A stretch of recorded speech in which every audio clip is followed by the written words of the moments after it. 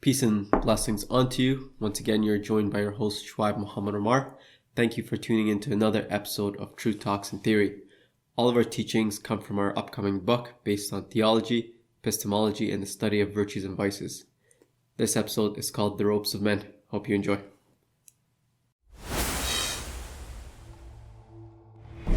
There is a time, and in that time, a space. In this eventual space so far out of nowhere exists something that exists in all the living and does not disappear when life ends. That something is located on a distant place. It is located near you, next to you, within you. Follow me into the recesses of what exists on and in between. The darkness and light in your mind, in your heart, and even in your eyes. Where some say the soul's window lies, drift with us where truth and illusion isn't far. Caught in a deadlock, which will win? Welcome to Truth Talks and Theory. Please stand by. When you walk at times, do you feel a tug? Maybe a pull, or even a hard yank from a cable or a rope? I have one as well, tied to my waist, as if dragging or towing. Our thoughts, our intent. What are we pulling? What is pulling us? This rope is made of something unbreakable, uncuttable. But perhaps freeing isn't the answer. If we cannot cut the rope, let's ensure that what we are pulling is something worth heaving, instead of a large black hole designed to make our efforts for naught.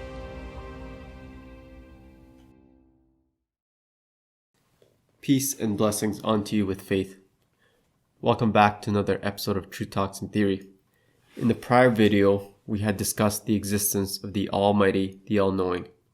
Now we will discuss the connections and meanings behind us here on Ground Zero, the worldly realm. If we are a dualistic being, then there is a constant conflict inside us. On episode 1, we had discussed the idea behind what makes a true hypocrite and what makes someone that struggles, aka a redeemer.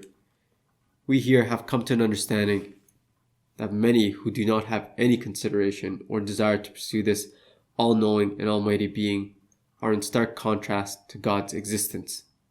So what does that mean? If we are to consider the division of man, in most ways it comes down to their personality and character, what they like, don't like, what they believe or have faith in. The promising part about pursuing God is that it intrinsically is a path that teaches about goodness and the pursuit of goodness being a superior path, such as the idea behind charity. Some view charity as a sacrifice, whereas God promises its rewarding nature.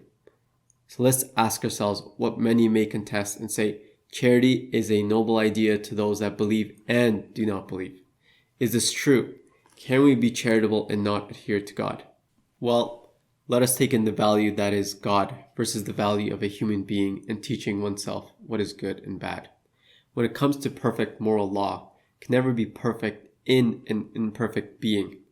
As such, if we are to create our own rules, even if it is via majority, there is still much to be desired in what would be deemed complete morality. Whereas if we were to understand that there is an all-knowing, all-powerful creator of all, then this being has true knowledge of what is the perfected form of anything, including morality. So yes, all can be charitable, but even in charity there is much that comes into play. Take, for example, one that gives to charity to relieve himself or herself of the idea of karma, whereas one's action will determine their future life's consequences and rewards. See how I said future life? This idea is based around us being continually reborn into various forms in the world and benefiting or suffering from prior actions or decisions not limited to intent. The idea of being wrong and foolish are synonymous. If one were to say there are werewolves in space living in the inner mantle of Mercury, there would be no way to prove otherwise. But still, it would be foolish to believe with conviction in something that has little basis. So what does this all mean? Well, as far as belief systems go, every opinion, belief, viewpoint, and desire has a pull. In this way, imagine a rope being tied onto a person's waist. This rope is attached to the idea of influence.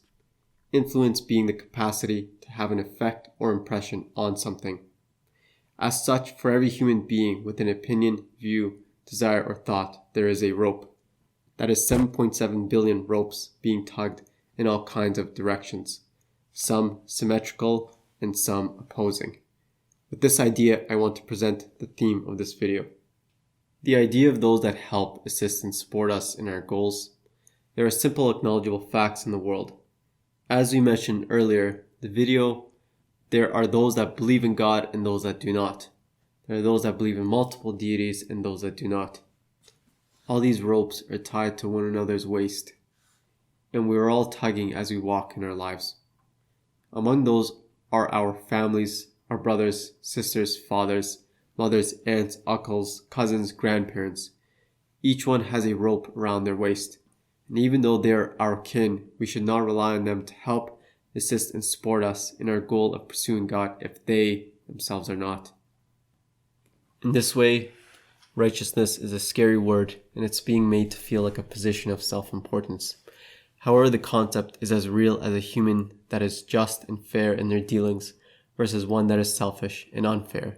And who is more righteous of a human being than the one that serves the most righteous?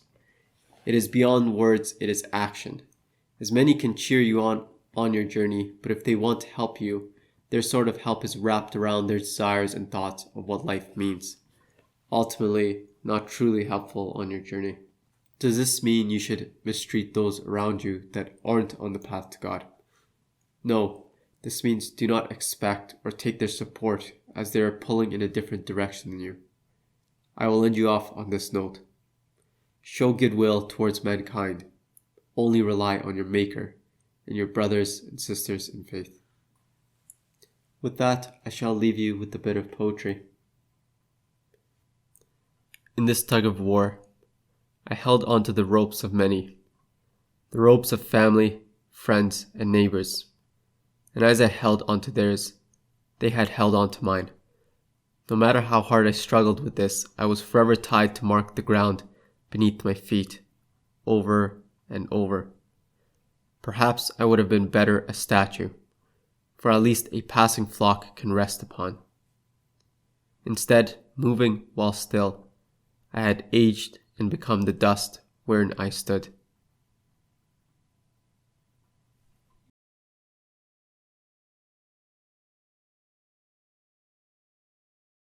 This episode is called The Ropes. Why? Why did they screw up the end? That was literally a sentence. We're keeping that blooper. Okay, let's do it again.